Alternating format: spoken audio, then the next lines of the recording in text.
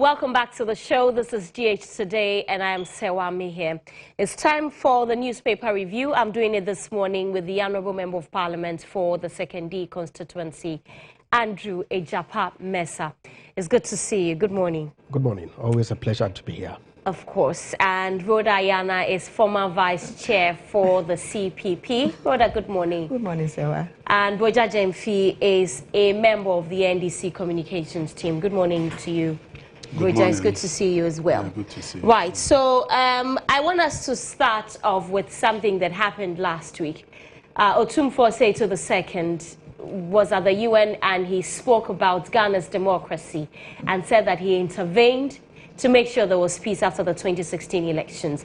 Let's listen to that. Okay, that's not ready. But this morning, Julius Deborah, actually last night, Julius Deborah, who is a former chief of staff under the Eswal Mahama administration, has released a statement and he has rejected claims that former President John Dramani Mahama was persuaded before conceding defeat during the 2016 general elections.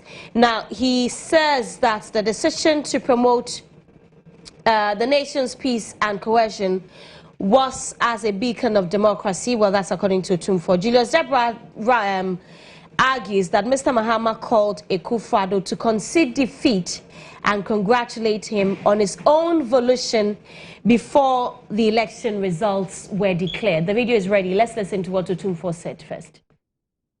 It has been possible to bring the combatants into a quiet conclave to cool down passions and restore calm.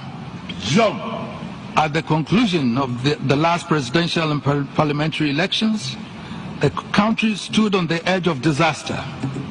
The UN representatives and the diplomatic community were aghast, alarmed that Ghana was about to slip down the slope of electoral violence.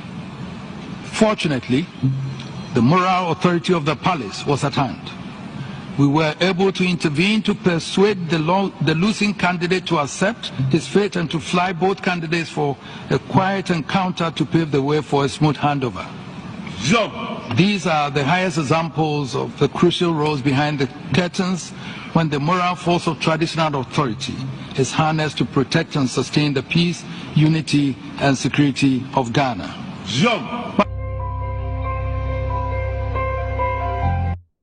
Right, so that's the king of the Ashanti Kingdom, Otumfuo Seto II.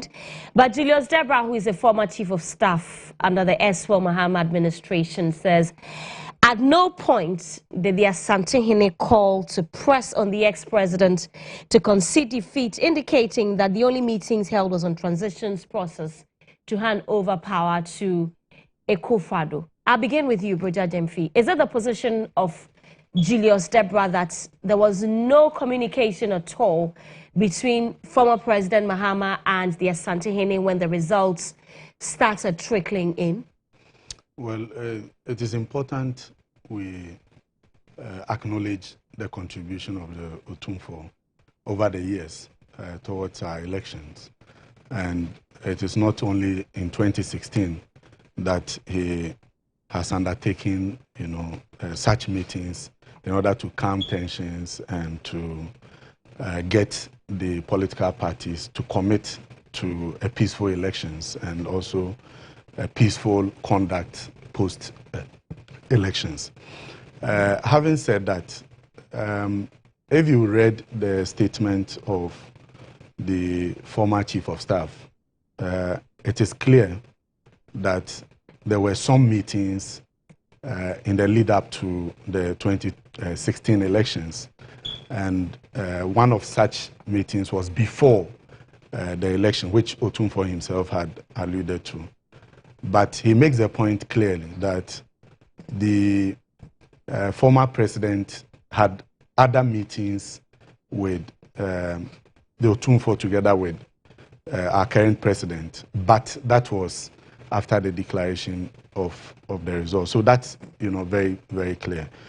And to also add that the atmosphere in the country in the 2016 election suggests, nothing near a situation where the country was going to degenerate into violence or anything.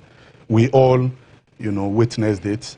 After the elections on the 7th of December, by midnight, the NPP had held a press conference calling on the Electoral Commission to declare them winners, and also calling on His Excellency, the President at the time, to concede defeat. This was unacceptable, and many other people condemned it.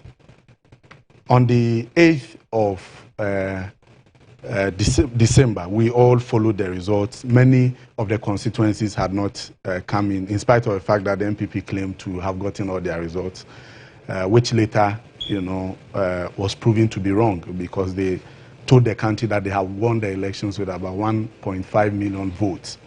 The official results of the Electoral Commission indicates a difference of less than 1 million votes. So the NPP had gotten it wrong. In the afternoon of the 9th of December, we heard from the president, then candidate of the NPP, come to announce that he had had a call from His Excellency, former President Mahama, conceding defeat and congratulating him on his election. The president later on addressed the country, even before the Electoral Commission declared the results.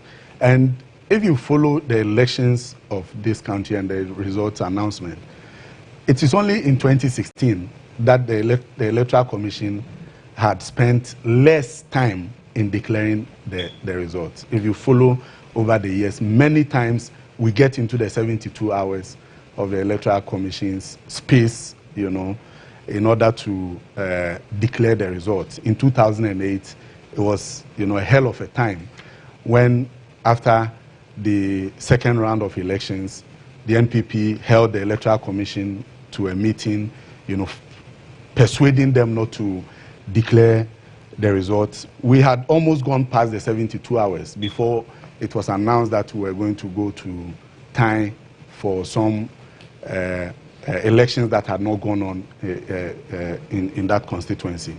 Even before we got to time, the NPP had gone to court. In 2012, the NPP went to court again.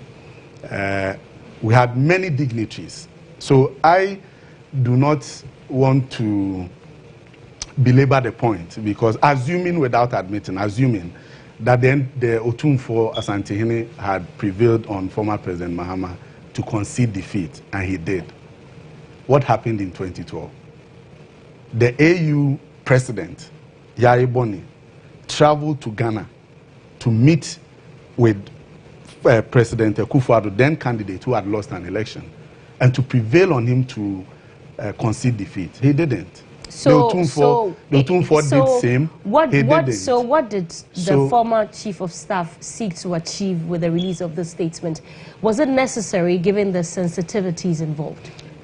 Well, you may have your view, but I am just asking a question. I think that the former President Mahama is held in high esteem in terms of his integrity and commitment to democracy, and the way he conducted himself before the 2016 elections and after the 2016 elections, the smooth handover of power to President Akufo-Addo. Nothing of that sort showed in any of the times, in the lead up to the swearing in of His Excellency, the President Akufo-Addo.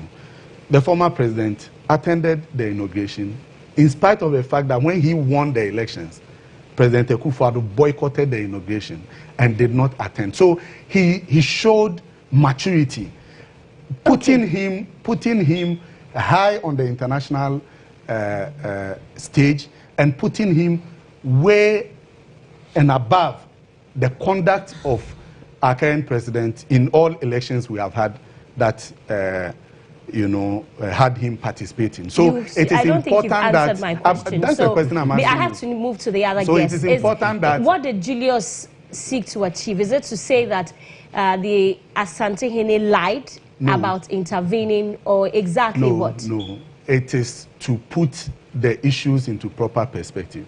Remember that after the Asantehene had spoken, some people within the NPP on social media all over tried to, twist and to make it as if the former president was, or had done something that was going to draw our country into an electoral violence. That did not happen.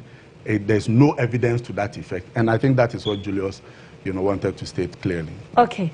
Let me come to you, Honorable. Well, good morning to my colleague panelists. And it's amazing how Broja is going round in circles over a simple matter, and to suggest that because His Excellency the President did not concede the 2012 elections because he had a legitimate legal basis to do so. He forgets that in 2008, His Excellency Nana Addo Dankwa Akufo-Addo was a candidate of the New Patriotic Party and conceded the elections to Prof. Mills. He forgets. But you see, what's really the issue?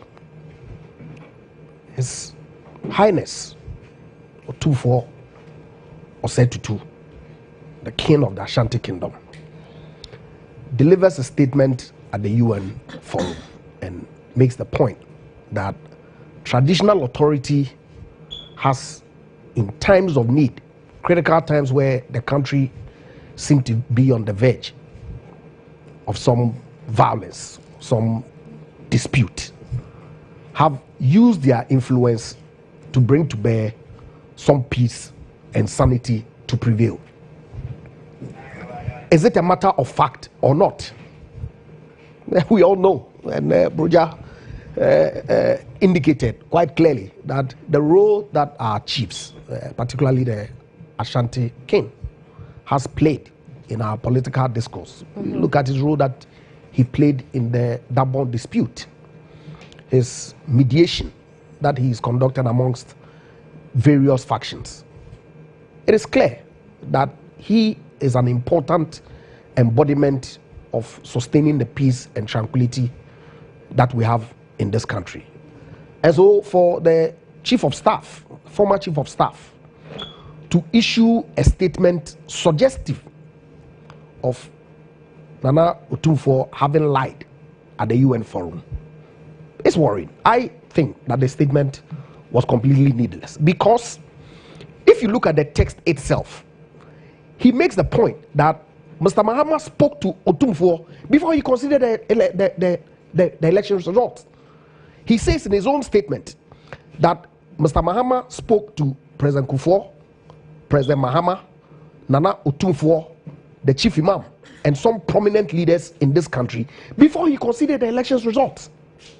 So how is that contradictory of what Nana Otumfuo had said, that some traditional authority and he himself personally intervened in getting Mr. Mahama to concede the elections results? We are here. 2016 elections, because of the decisions that the Supreme Court had given, every polling station had the results pasted there. Parties who were serious, and in this case the NPP, at collating the results, put resources at every polling station to ensure that they captured the result as declared by the Electoral Commission at each polling station. So by midnight, yes, indeed, we knew the outcome of the elections. I knew the secondary vote outcome by 7 p.m. because we had people all over the polling stations communicating with us with the declared results of the Electoral Commission. What did we hear the NDC say? Even as of the morning of the 9th, that they were in a comfortable lead. Press conferences were held by your party as well. But of course, clearly, you guys were not ready. Even as we speak, I'm not sure that they have the collated results as a party themselves sitting, because we all heard the stories in the news media, what has happened to the resources that had been put aside by the party for the collation of their results. So the NPP was ready. They were not. And of course, it wasn't exciting for Mr. Mahama. We all saw him when he delivered ultimately the address to the nation. Was a battered man. Okay, and so for the chief of staff to come and suggest to all of us that Otumfuo Osei-Tutu lied at an international forum, it's very unfortunate. I think that he owes the king an apology, and the entirety of the Ghanaian populace an apology for this needless statement that he's issued, that clearly in itself contradicts the position that he himself sought to put out there. Rhoda, do you also think the statement was needless? Good morning to our viewers out there. I think that the statement was necessary. If you followed social media and the kinds of things that were being said or written to the effect that Mr. Mahama was going to plunge this country into chaos. I am not happy that we are dragging the Otumfuo into all this. Yes, he made the statement. And then, of course, we also read from Julius Debra that Mr. Mahama did call him. But what we're reading is that Mr. Mahama is supposed to have called him to tell him that he was going to concede. That's what the letter, I think, says. So as it is, I wasn't there, you were not there. We can only give credence to the fact that two of them spoke. But as to what and who is telling the truth or who is lying, I don't think we will know. But what I do know is that the elections, as it was one of the very free and fair elections that we had in this country, where, like we said, by 7, some results had already, or most of the results were known by the opposition party. But at that moment, the NDC, I think, did not know the results. So if you look at that situation where a certain president did not know the results and was being told by the opposition that they had won and they had all their results. As I sit now, we're still waiting to see what the results are. You understand? The EC has not brought out the official results that this is what is the outcome of the 2016. They have not? I haven't seen it.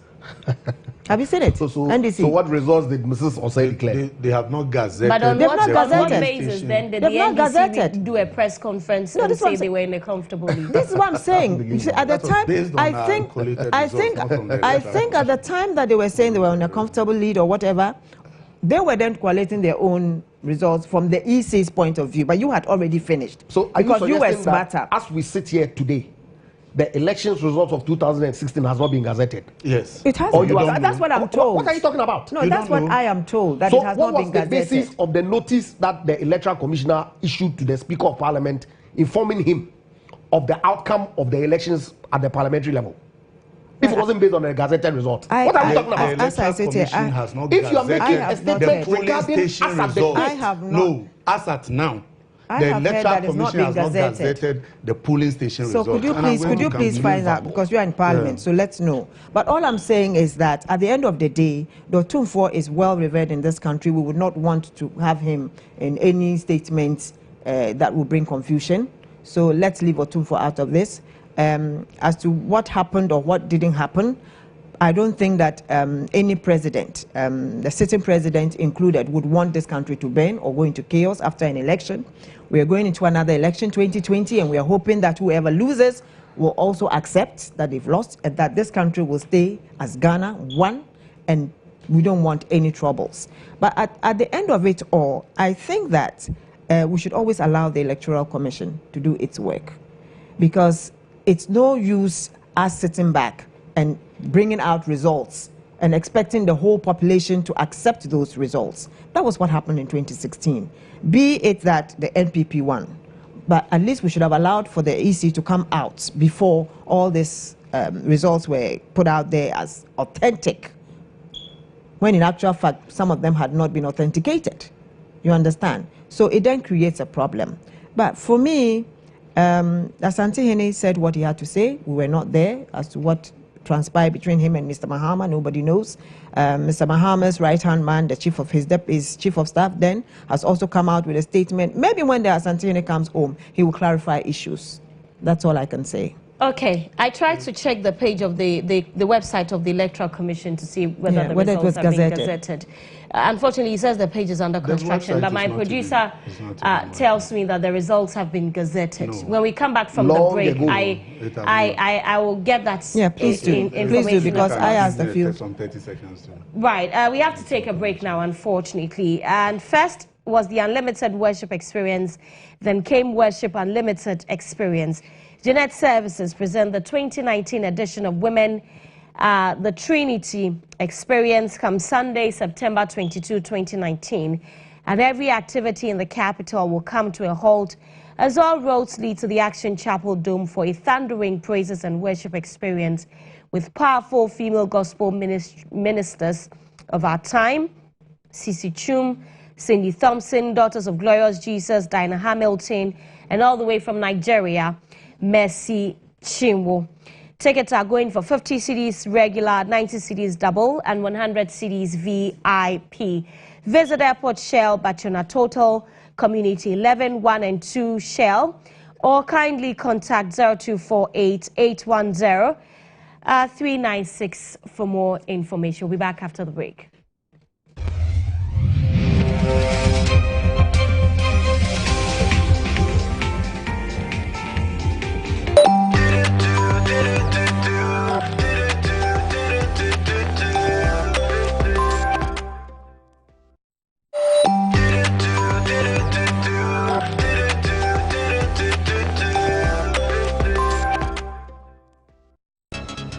Before me is a demonstration of the damp-proof paint. Someone will ask, why the basket?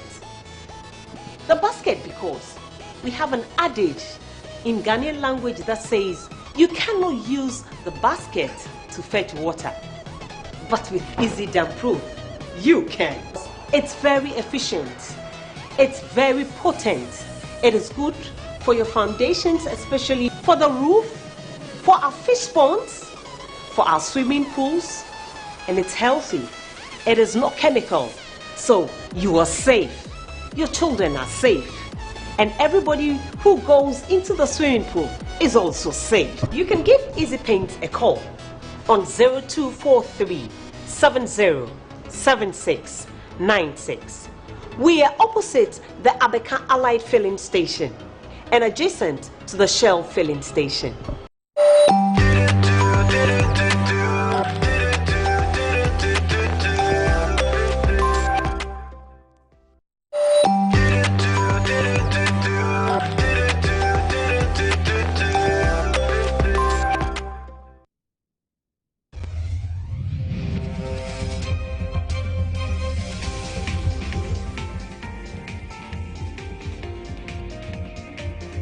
Welcome back to the show. This is GH Today. We're streaming live on Facebook, and we want you to join us with your thoughts and comments. If you've got any questions as well, you may want to send them. We're streaming. Actually, the hashtag to use on Twitter is GH Today. I'm doing the discussion with the Honourable Member of Parliament for the Second constituency, Andrew Japamesa. Rhoda Ayana is former Vice Chair for the CPP, and Roger Jemfi is NDC Communications team member. Right, before we took a break, Rhoda, you had finished, right? Yes. So you do a lot of, you have a lot of dealings with Kumasi. You were based there. What is the relationship between the former president and the Asante as we speak? Yeah, that's the point I was going to make. I'm an Ashanti, so Otumfo is my king, and I do not take Honorable Mercer's suggestion that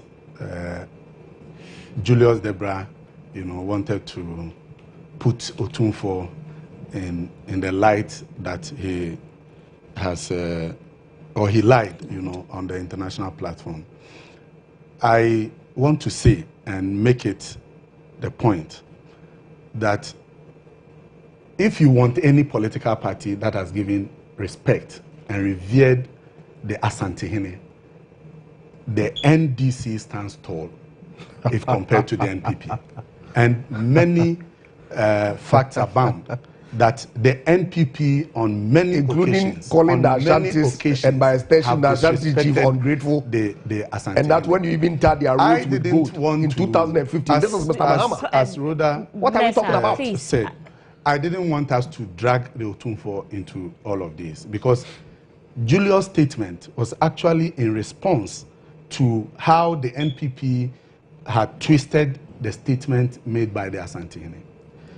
President Akufo-Addo went to Otumfo in 2017 Otumfuo had cause to complain about the conduct of your militia groups, the Delta forces and all of those guys.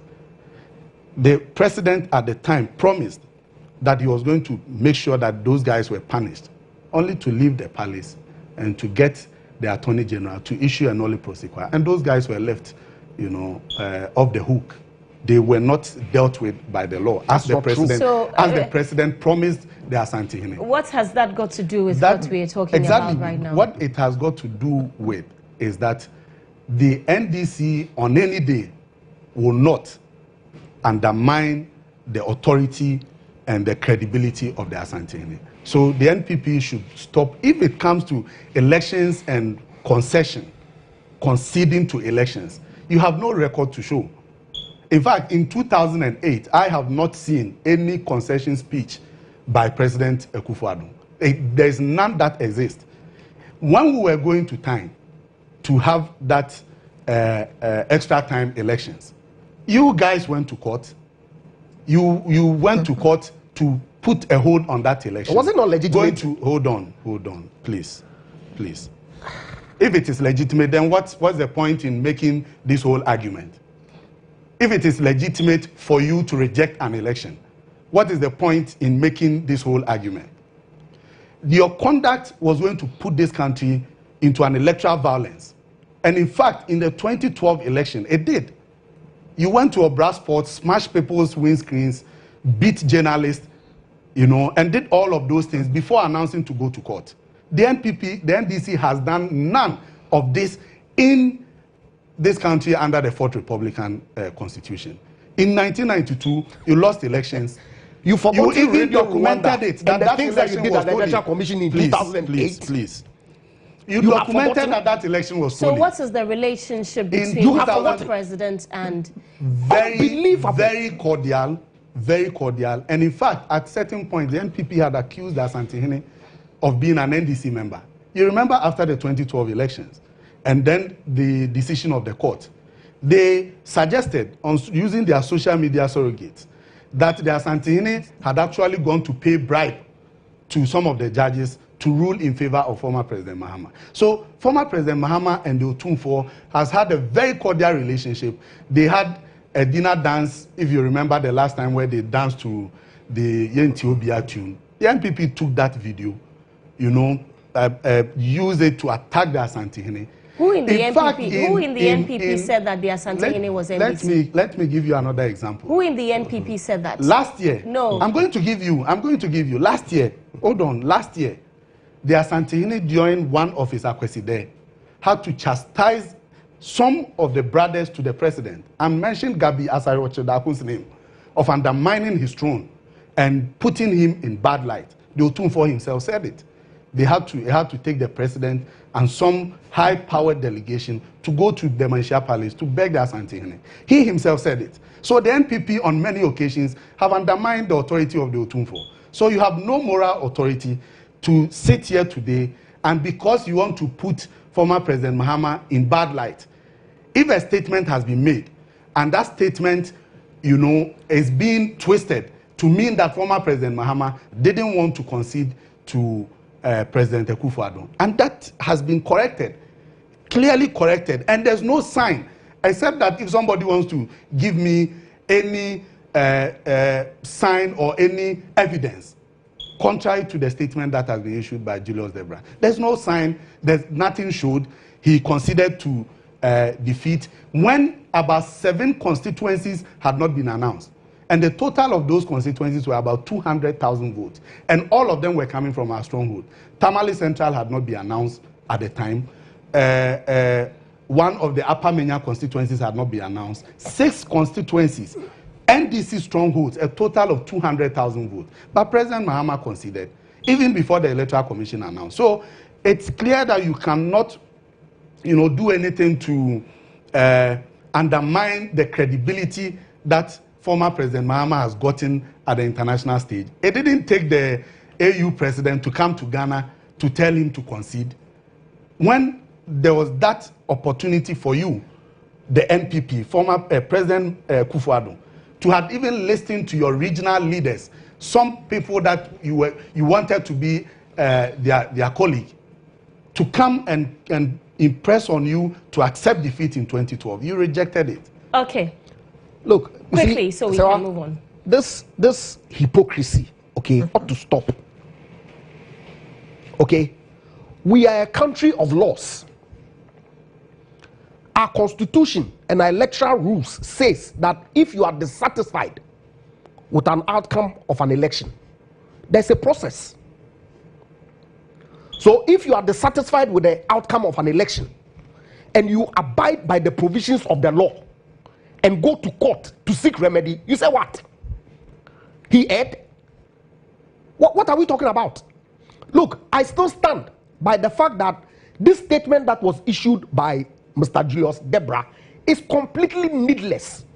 Because if you're going to pander to social media as basis to say to the entire world that Asante Hene lied based on social media, so you issue a statement like this to bring the reputation of the Asante Hene into question.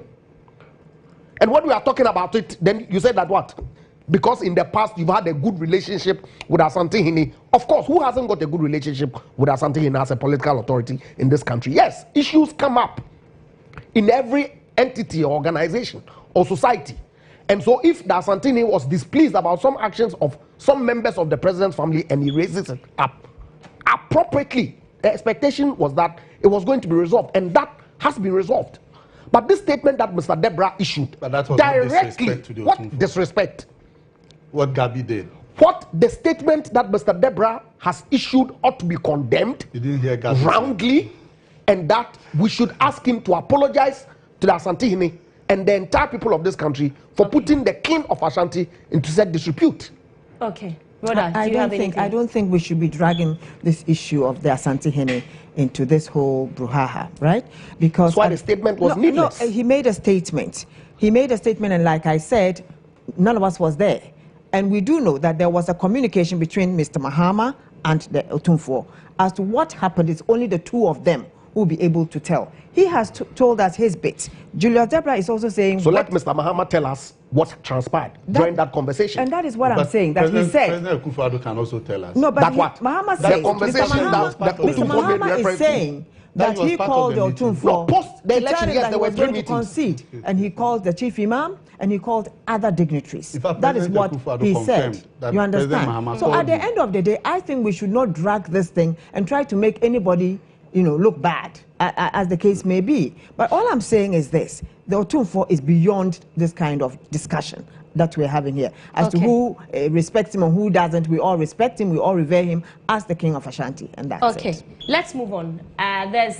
So the Economist Intelligence Unit, the EIU, I beg your pardon, has predicted victory for the ruling New Patriotic Party in the 2020 election in its latest report. The report was released on Friday, and it was cited by our sister station, Star FM, which said that the NPP and President Akufo-Addo will win next year's elections because Ghanaians see them as better custodians of the economy. The next national elections are due in 2020. The EIU expects the NPP to retain power as a party seen as a better yes. So it further explained that the next presidential and parliamentary elections are due in November 2020.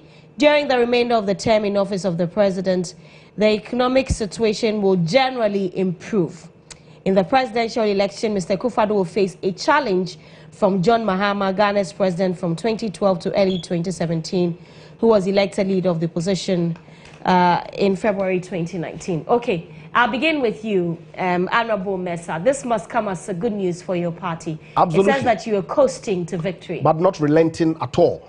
It's a good indication that all the work that we've put in since we assumed the reins of government, some expert view based on scientific analysis, clearly point to an electoral victory for the NPP in 2020.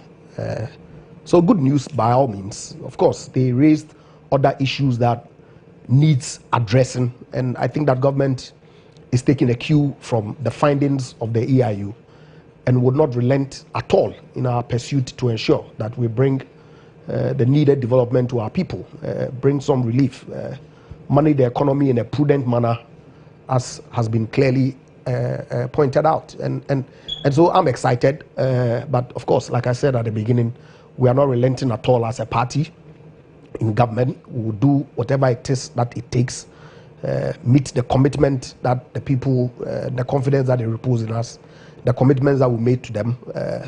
I always say that all these issues cannot be resolved in one day. Governance is not an event.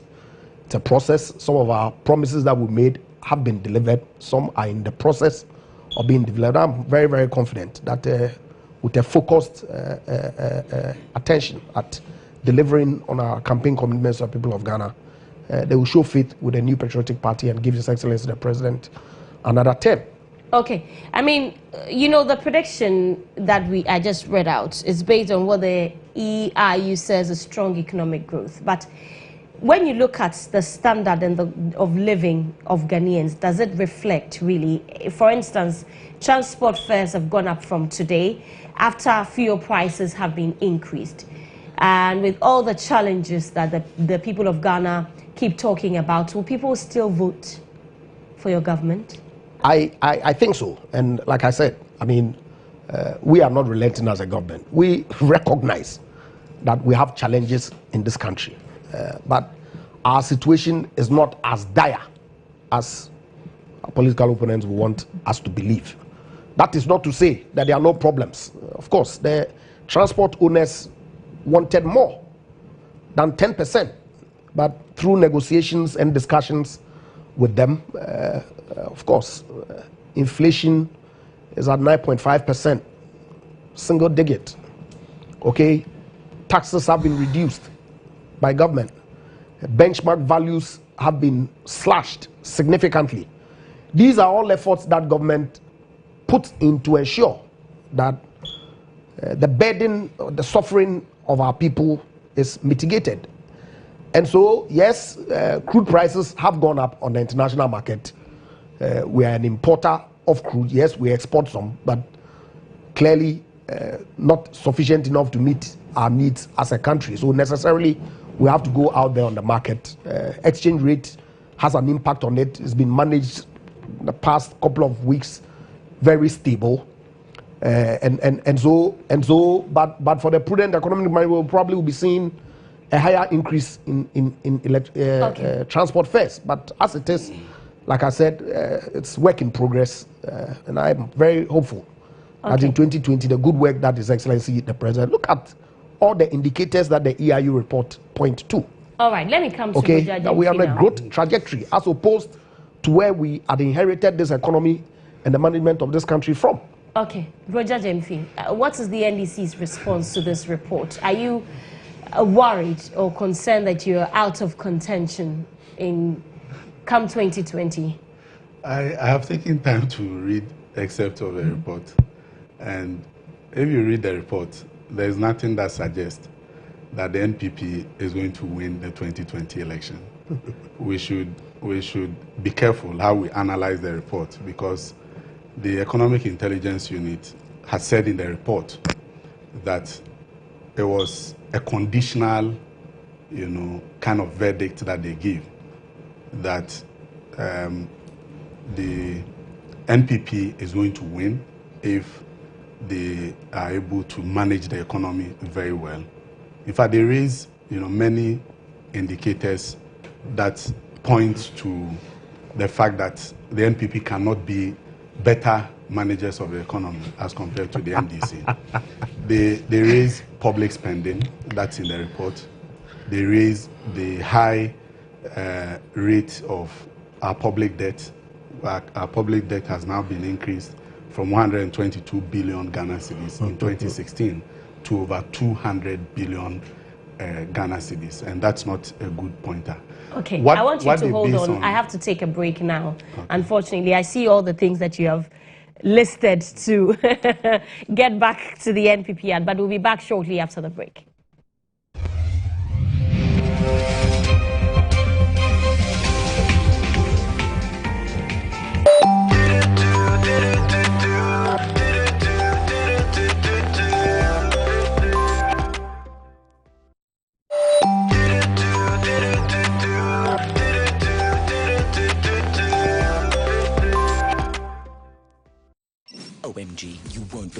heard. Out with it, girl. The final season of Empire is almost here.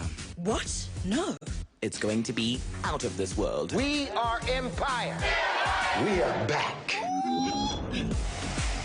And I also heard that Bones and Booth have a big surprise for us this season. Stop it, I like it. Next level investigation, I tell you. That's right. I want you to use your Jedi mind power. And it's about to get lit in the Big Apple. The Real Housewives of New York have also returned. Wowza, those ladies are always on point with fashion. This is pretty fab. Amazing. But like it. DSTV's definitely dishing out the most this month. Gotta go now. Awards USA is here. For 10 years, we have bridged the gap between Africa and the diaspora, honoring those who have broken social, economic, and political barriers to put the motherland on the pedestal. Today, we are proud to open a new chapter with Guba Awards USA under the theme African Diaspora, the catalyst for growth and innovation. Guba Awards USA takes place on Thursday, 26 September at the Pierre Hotel, New York, USA. Time 6 p.m. prompt. Special guests include His Excellency Nana Addo Dankwa Akufo-Addo, President of the Republic of Ghana, as well as heads of state from Madagascar, Guinea, Burkina Faso, and the President of the ECOWAS Commission. Guba Awards USA 2019 is co-sponsored. Media partners. For sponsorship, advertising, exhibition, and tickets to attend, call 0548-966-213. Email marketing@gubaawards.co.uk or visit www.gubausa.com. Guba Awards USA is powered by Guba Enterprise and proudly title sponsored by Samara Company Limited, producers of Sasso Insecticide Spray.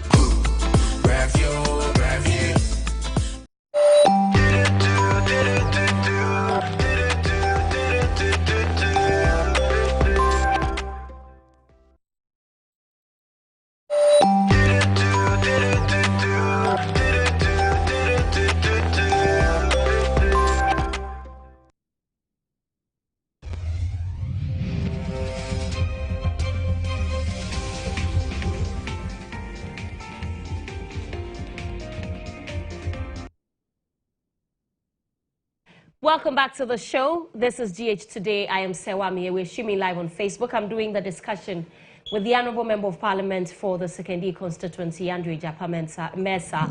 Rhoda Ayana is former Vice Chair for the CPP. Broja Jemfi is member of the NDC communications team.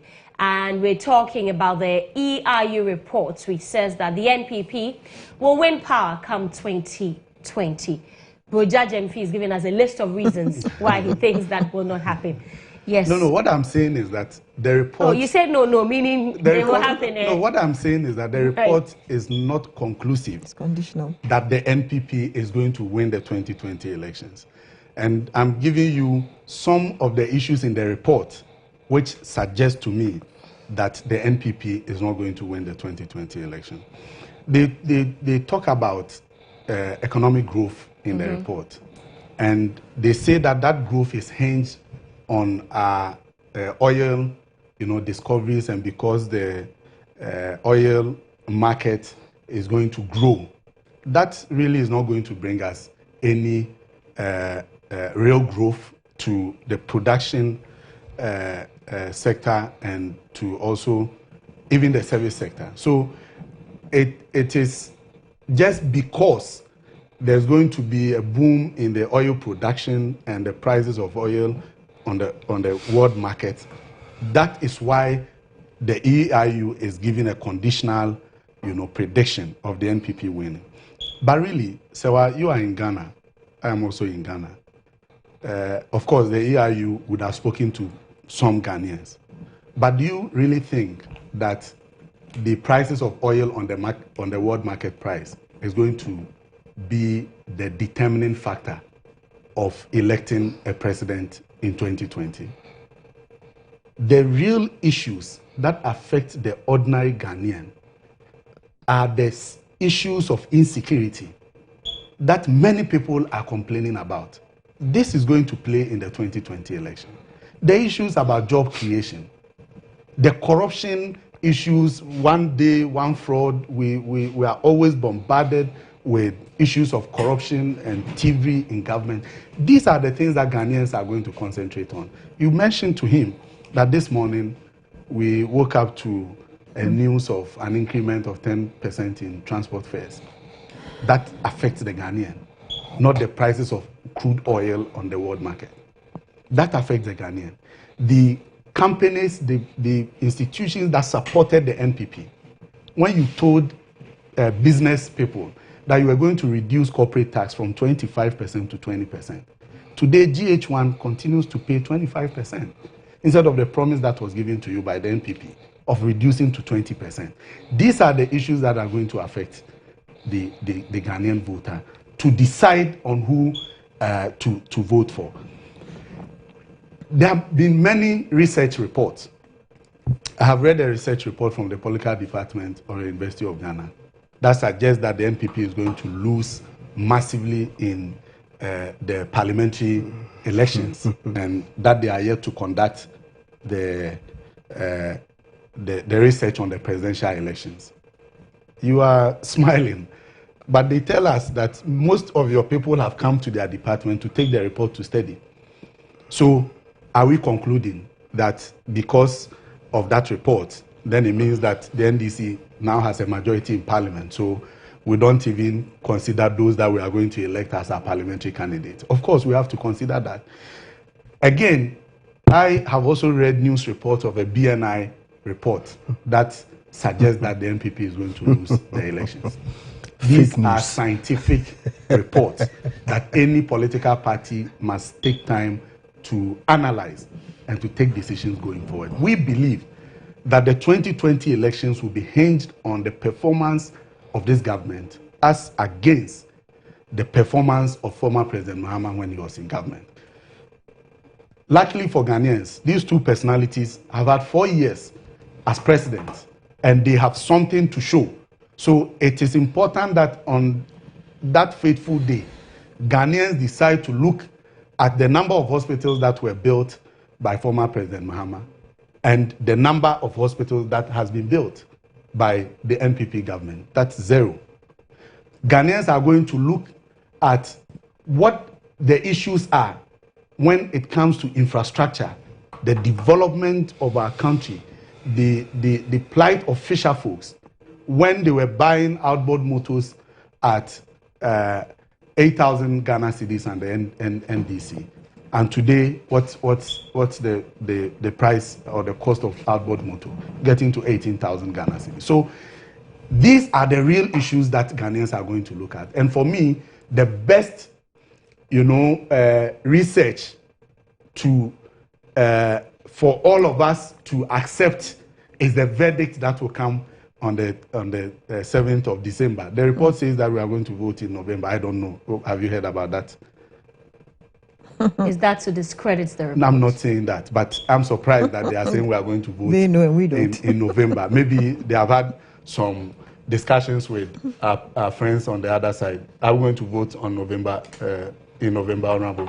Well, we all unfortunately, we have to take another break. In 2016, there was talk of revising the elections calendar. So I'm not aware. Okay. Okay. Brother, we have to take a break. When we come back, you have your take on it. You're watching GH Today. Stay with us. We'll be back shortly.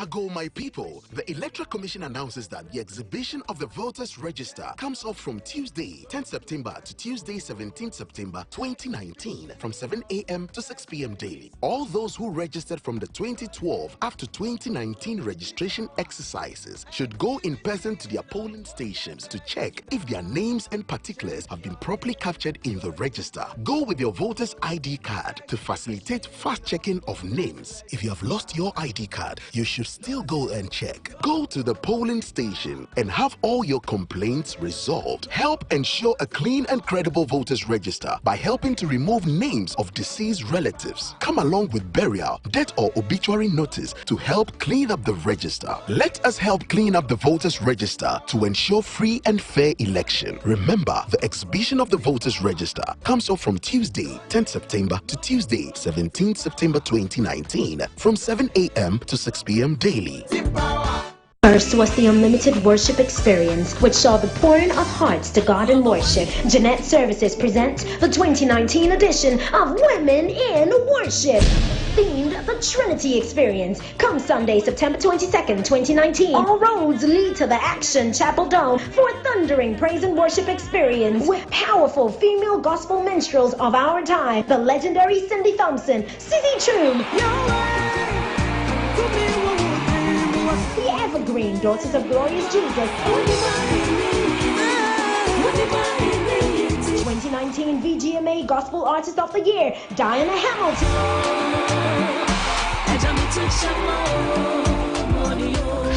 and all the way from Nigeria, the Jesus You Love Me Too Much hitmaker, Mercy Chinwo.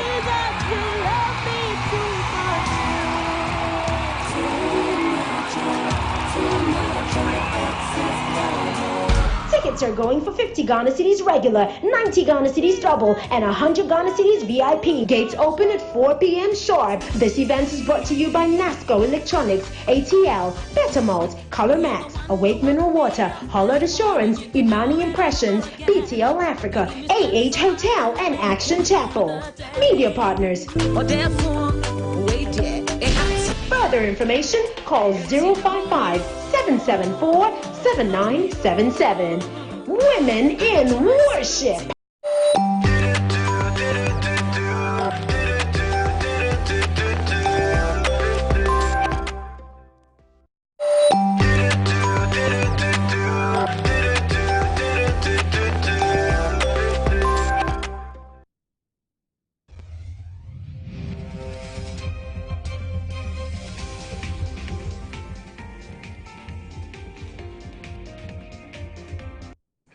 Welcome back to the show. This is GH Today. We're streaming live on Facebook. Do join us with your thoughts and comments. We're talking about the EIU reports, which says that the NPP will win elections come 2020. I'm doing this with Andre Japamesa, who is Member of Parliament for 2nd D. Rodayana is former Vice Chair for the CPP, and Buja Jemfi is member of the NDC Communications team. Rhoda, what is the CPP's view on this report? Well, I can't say that the CPP has any view on this report because it just came, still discussing maybe.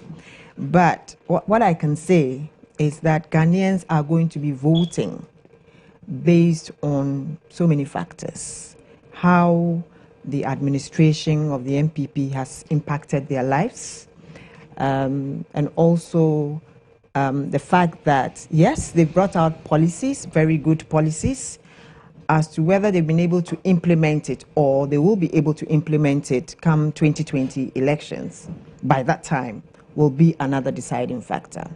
So Ghanaians are going to be looking at education. Has it been good for them? They'll be looking at health. They'll be looking at agriculture. They'll be looking at employment. Did we really get the employment that we were promised? Is food cheap enough for all of us to feed well? Do we have the type of education that we want? Unfortunately, I don't believe in some of these reports because I started disbelieving when the Americans went for their election, when everybody was like, yeah, Hillary is going to take it. You know, there was nothing showing that Trump will take it, but he did. You understand? Since then, I've just told myself that, look, some of these things is just guesswork. And then sometimes a bit of your own belief also comes in on your own feelings. So I am not sure that NPP would win or NDC would win. It could be a surprise. You understand? Ghanaians out there are also saying they are fed up with these two parties. Most of them are saying it's the same parties, the same things that we're having. If you're talking about corruption, it's now who is more corrupt than the other. If you're talking about managing the economy, someone is saying, I managed it better. But at the end of the day, the Ghanaian is going to be looking at him or herself as to how different, whether the person is having a better life under the NPP or had a better life under the NDC. That's what they're going to be looking at. But then at the end of it also, when you talk to people on the streets, you get the feeling that people are fed up with the two parties. So it could be TPP's turn. It could be that this time round, another person out of the blues can make it. But is the CPP ready? Every political party is ready. You see, sure? politics is such that you can never tell. Okay. 1 year is a long time. 1 year is a long time in any political party's history. Even 3 months is what it took in 79, 80, the 81 elections that the PNP won. It took them 3 months. 3 months of vigorous campaigning and organization, and they were able to win. Even so in 2012. So 1 year is a long time for anybody to decide for another political party. We may be looking at MPP, NDC, but CPP could win. That's how it goes. So at the end of it, they were just looking at NDC and MPP, but they were not talking to the Ghanaians. Did they ask a third question as to whether you would want another third person to win or a third party to win? Most of the time, they just look at the two political parties. They never give the other choice. But maybe the question is Ghana even ready for a third force? Why not? Ghana is ready as it is. It's ripe for a third force. Okay. Let me come back to you, Honorable Mensah. Since this report came out, there have been a number of reasons that have come up, people have given for which they think that it will affect your victory come 2020. The issue of corruption stands very tall. And even though every change of government has faced corruption tags, this one seemed to be, very fresh and serious on the minds of Ghanaians. Don't you think that it would affect you adversely? You see, before I go there, it's important that I put on record that I've checked, and I'll give you a copy of the Gazette for the 2016 general elections. It's actually been gazetted, and like I said, I'll give you a copy. That's not. So that we all can get our viewers to appreciate whether where can they find it? You see, like I said, I'll give you a copy. You see, the gazetting of results of polling station outcome of elections, is that what you have? Is a statutory requirement. And so if the NDC is alleging, for instance, that the Electoral Commission 3 years after the fact haven't complied with that statutory provision, I ask myself that as a political party, what are your remedies? What have you done?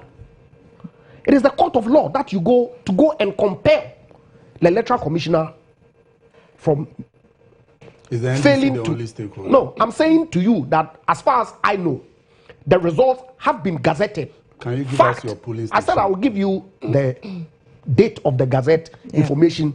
That's what and I'll provide it for you. Okay? And so I go further to ask that if you as a political party is disputing the occurrence of that fact, what have you done? It's important that when we make statements like this, we back it up so that we can enrich our democracy, the content of our governance system. Okay? We cannot just sit and say that the results have not been gazetted and leave it at that. When there are legal means of compelling the Electoral Commissioner to meet all of us. with this, look, it's important. You don't have the report, Honorable. You see, let's don't worry. You don't have the report. I'll get it from you. You are just say for everybody to know. You said that you are going to give us the report. Now you are saying you are going to give us Gazette details. You don't have the report. I sit here, but what is a Gazette?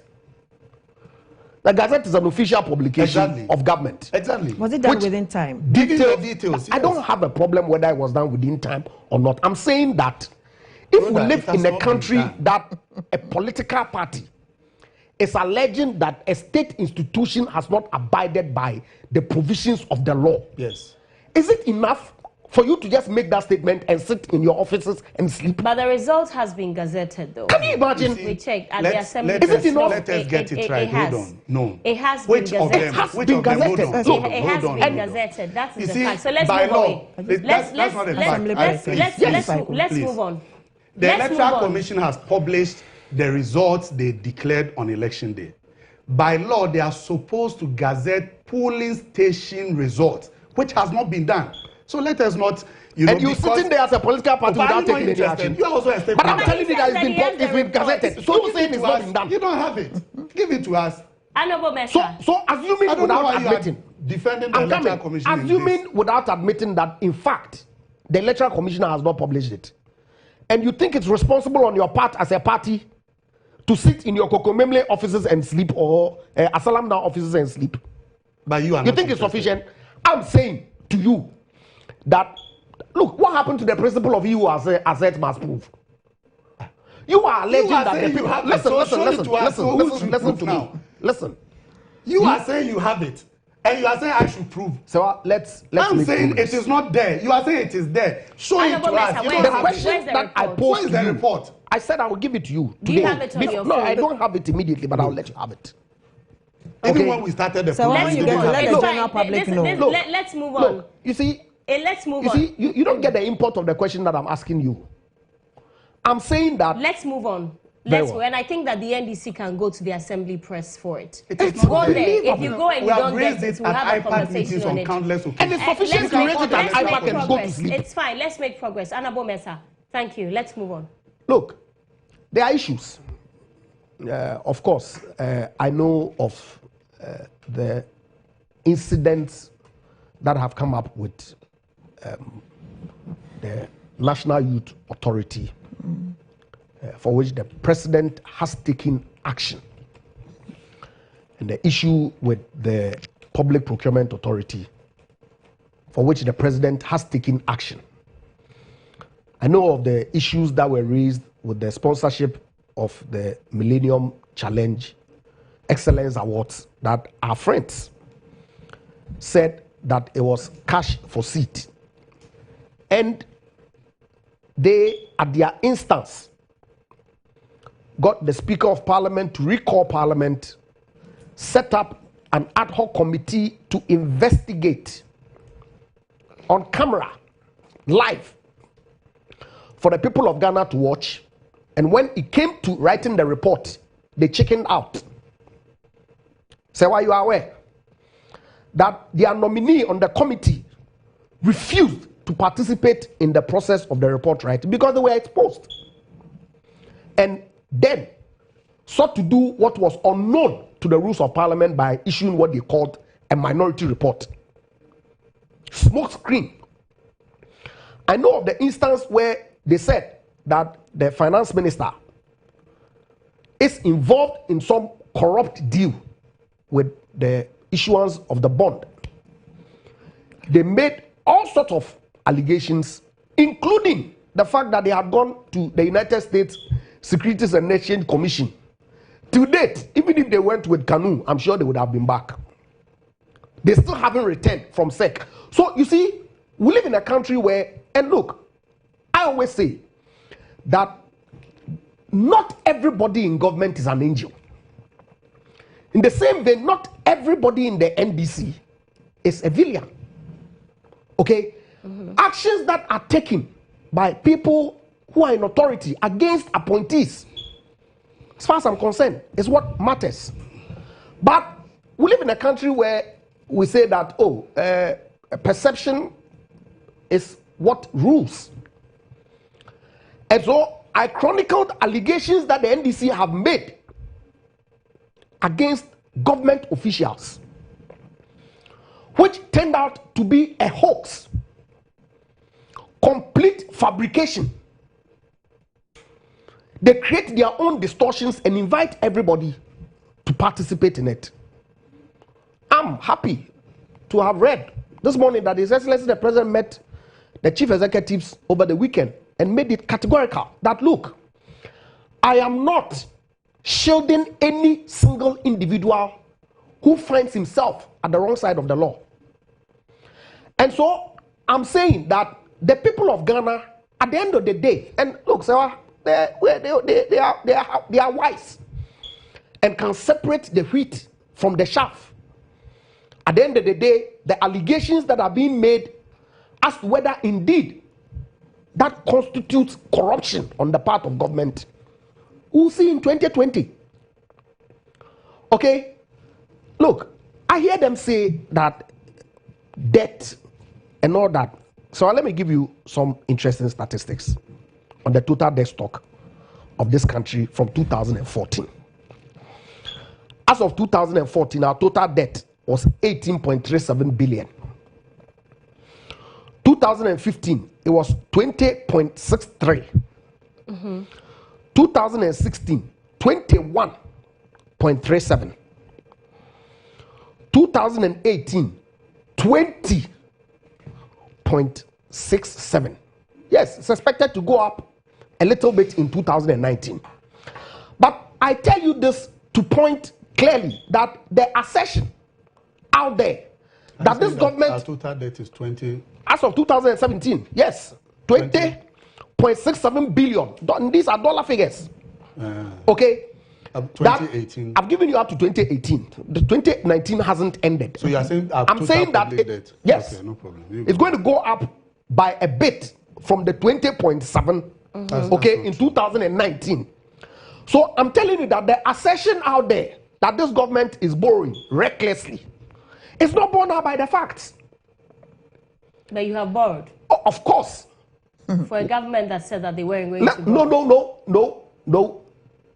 I always say that we as a country, we recognize through our budget cycles and our budgets that are read annually that the total revenue is insufficient to meet our total expenditure. And so we give government a room to borrow up to a certain amount.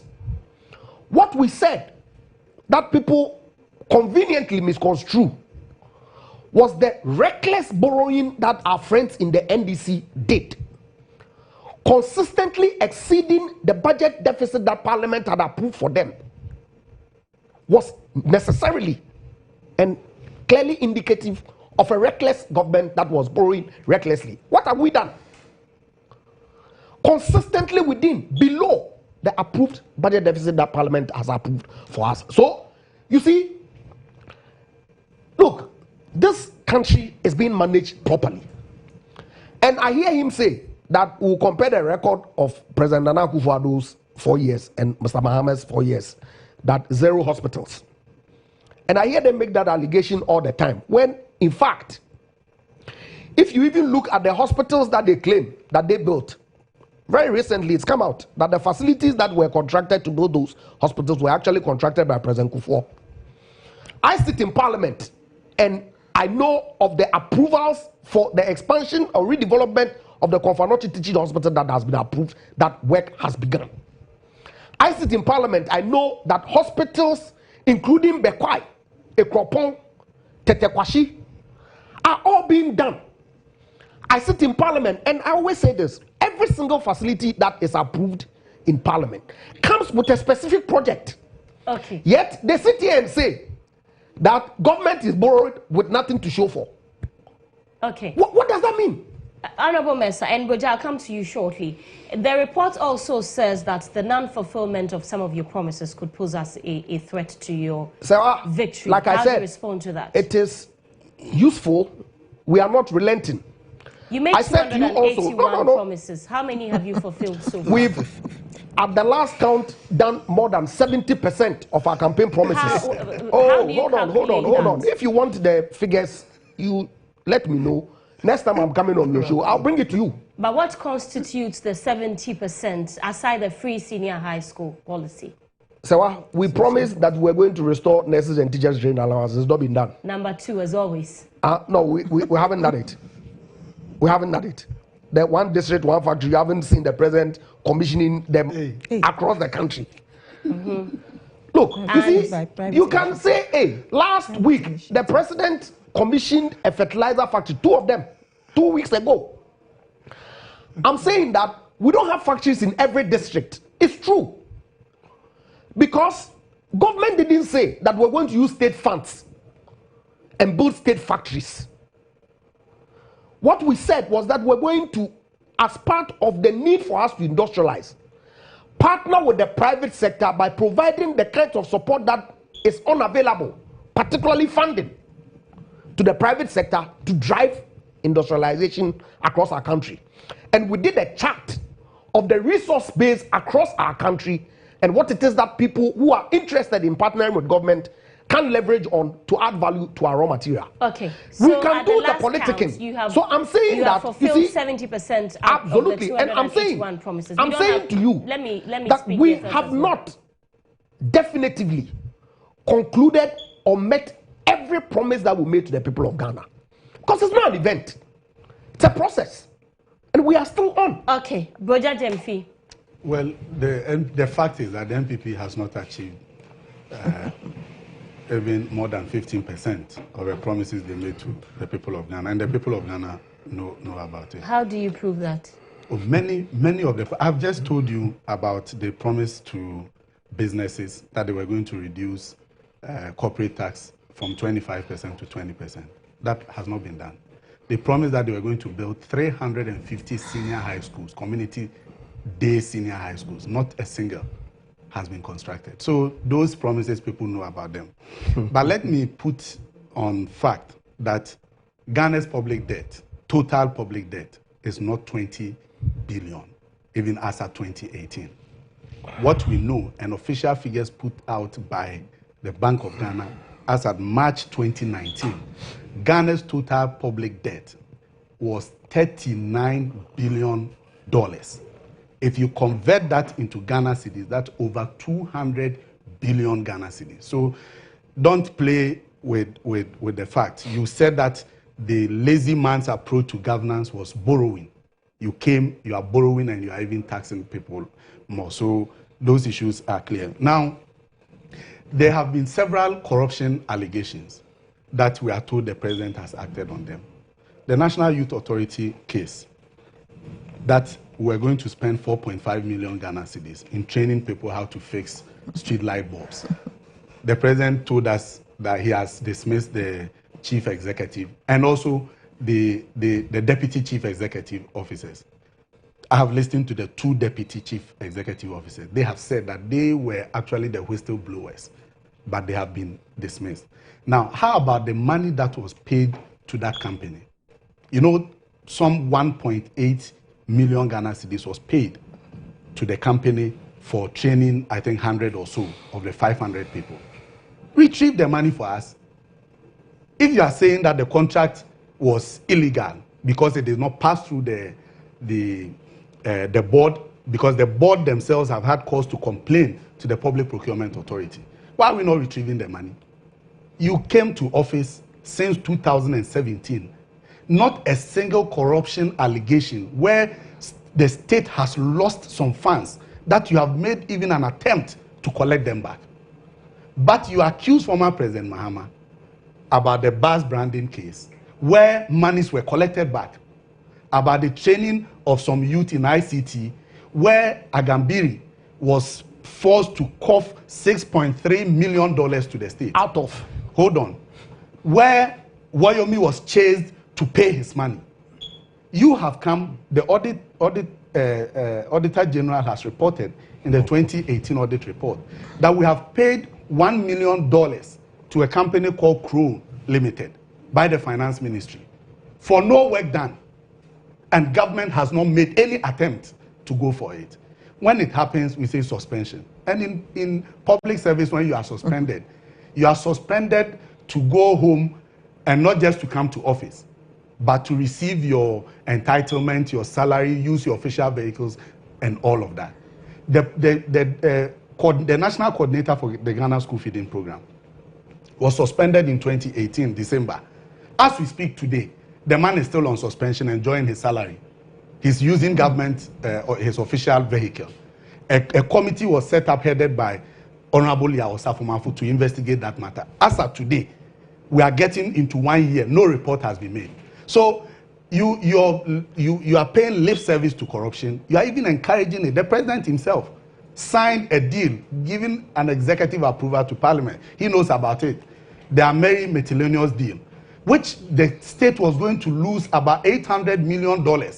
But for the vigilance of the minority in Parliament, the president would have made the country to lose that money. So the people of Ghana know that you have not fulfilled your promises. Try and fulfill those promises, the promises you give to the people of Ghana. You said you're going to regularize Galamsey. The people are still there waiting for you. Go and do it. You said one district, one dam. You have not done anything closer to a dam. What we have seen is excavated ponds. All right. Rhoda, we have to you go. also said in a few seconds. Yeah, for me, listening to the equalization. You know. to wrap up.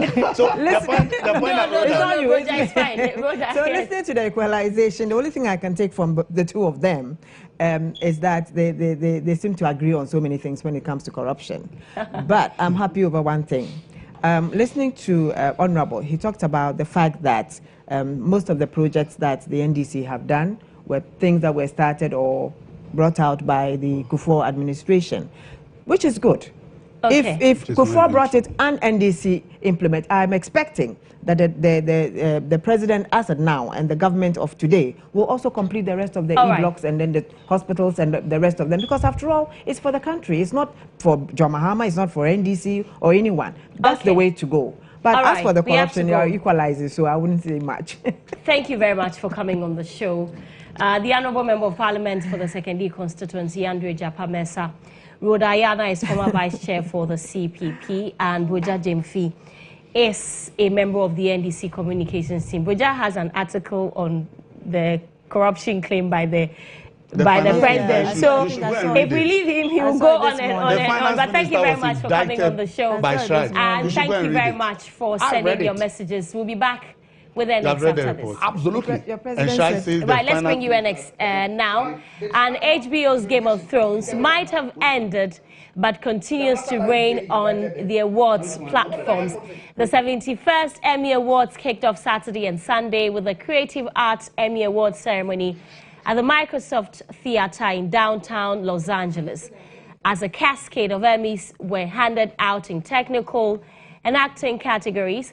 There were lots of expected wins and quite a number of surprises. Game of Thrones garnered 10 Emmys on Sunday, while HBO's Chernobyl earned 7.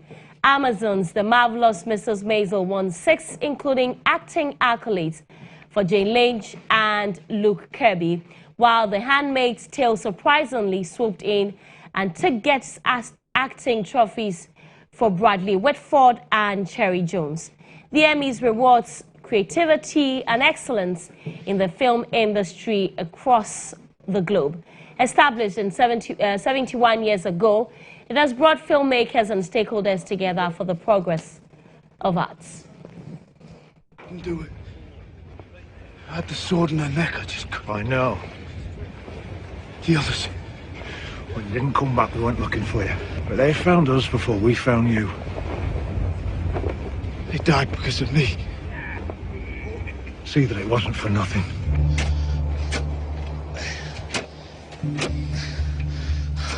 I'm not cut out for this sort of work. Right. Were you a big fan of Game of Thrones? No, I never watched it. Oh, really? Unfortunately, a lot of fans were disappointed by how Game of Thrones ended, with who eventually became king of the 7 kingdoms. So, I never watched it. Six kingdoms, because one of them decided, or one of the factions decided not to be a kingdom under. You are lost. Yes. The Game of Thrones fans out there can relate.